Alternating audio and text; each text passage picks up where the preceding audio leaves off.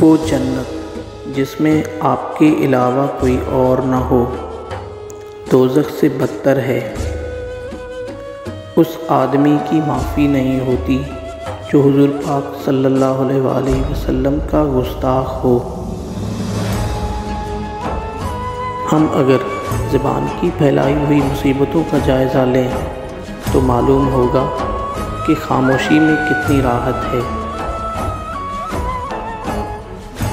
جس کی عبادت منظور ہوئی ہو وہ سب کے لیے رحم مانگے گا۔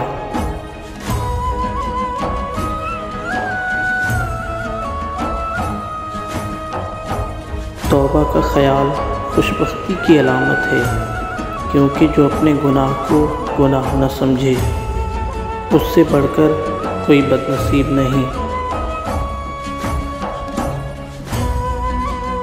اگر آپ کا اپنا گھر آپ کے سکون کا باعث نہ بنے تو یہ توبہ کا وقت ہے۔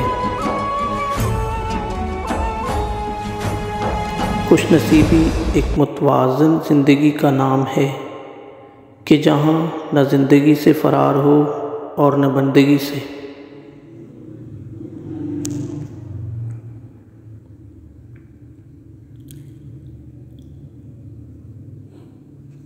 اللہ کو ثابت کرنے کی کوشش کرنے والا اتنا ہی گمراہ ہے جتنا کہ اللہ کو انکار کرنے والا۔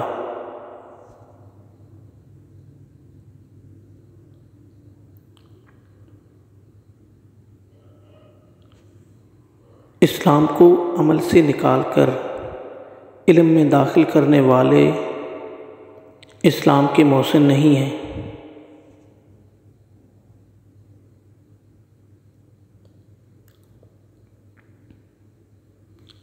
اللہ کو یہ بات سننے کا شوق ہے کہ اے اللہ غلطی ہو گئی، معافی دے دو۔